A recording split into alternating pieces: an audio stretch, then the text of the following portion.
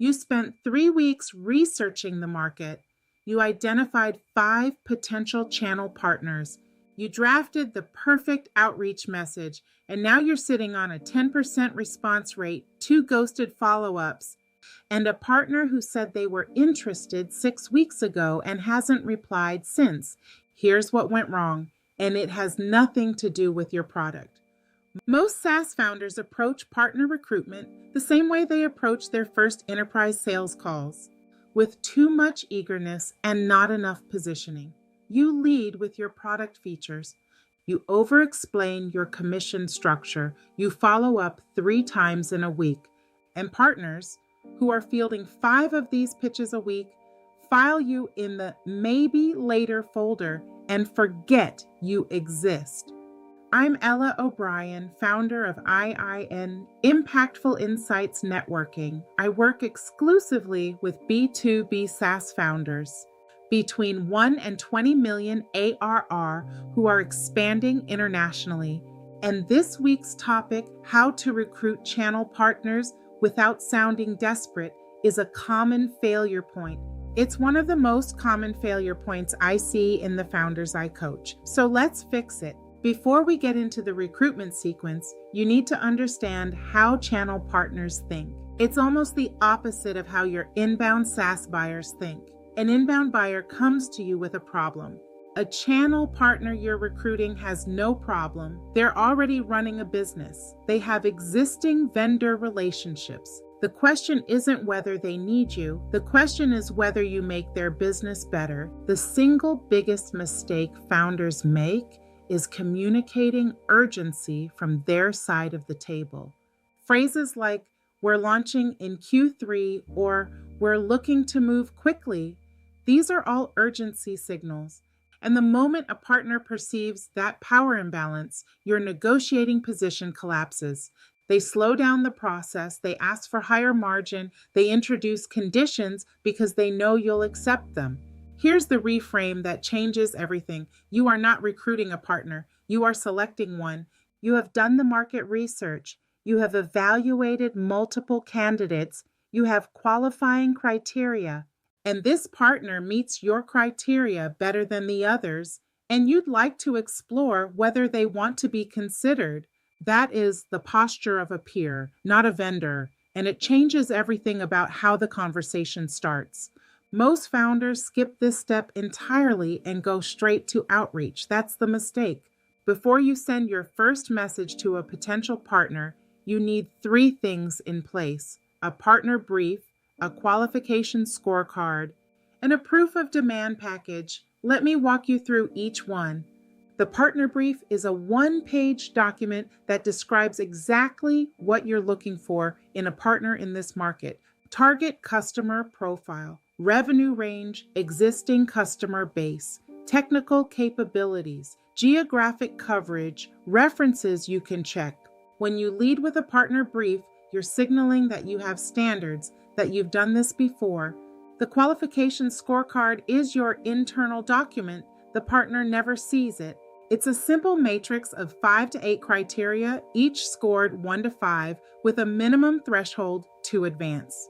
Having a scorecard means you never walk into a conversation without knowing whether this company actually qualifies. The proof of demand package is the asset that makes your outreach not about you. It's about the market opportunity. It contains evidence that demand exists, evidence that your existing customers have asked about this market. This package does something powerful. It invites the partner into a market conversation, not a vendor pitch. Now you're ready to reach out. The I in partner recruitment sequence has 5 steps and the order matters. Market intelligence request, qualification conversation, brief presentation, proof of demand share, and terms exploration. Your first outreach is not a pitch, it is a request for market intelligence. 15 minutes, no agenda beyond understanding the landscape. This positions you as a researcher, not a vendor. The qualification conversation is where you run your scorecard invisibly. You are asking questions that sound like curiosity. How long have you been working with SaaS vendors? What's your current customer profile? You are qualifying them. If they pass qualification, you share your partner brief, not your product deck, your partner brief. Based on what you've told me, I'd like to share what we're looking for in a market partner here and see if it resonates.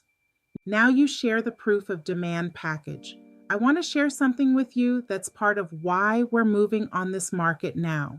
This is market intelligence you're sharing with a potential peer, customer inbound signals, market data.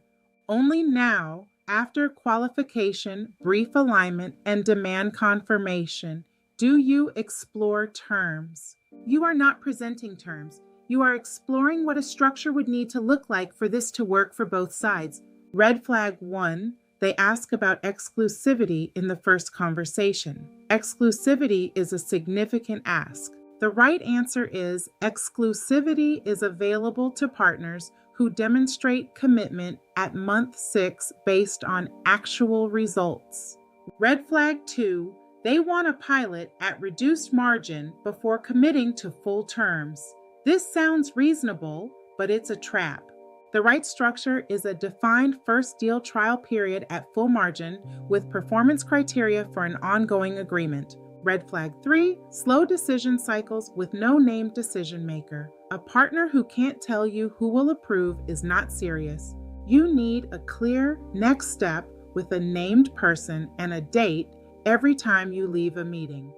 Everything I've walked you through today is drawn from IIN's International Partner Acquisition Playbook. The playbook covers the full arc of partner development, from market mapping to the 90-day performance review. What I see consistently is that the founders who close partners fastest spend the most time on preparation. Preparation typically takes 4 to 6 weeks to a signed agreement. Skipping it takes 3 to 5 months at lower margin. Let me close with the 3 things to take away from today. 1, you are selecting a partner, not recruiting one. 2, do the pre-work before you send a message. 3, follow the 5-step sequence in order. The sequence is the leverage. If you're entering a new international market right now, the work I do with founders at IIN goes deep on exactly this. We build the brief together, we run the qualification framework, and I'll be in the room with you, figuratively. The best first step is a strategy session. It's a 2-hour working session where we dig into your specific market. You walk away with a written strategic recommendation and an action plan. Link is in the description. I'll see you next week.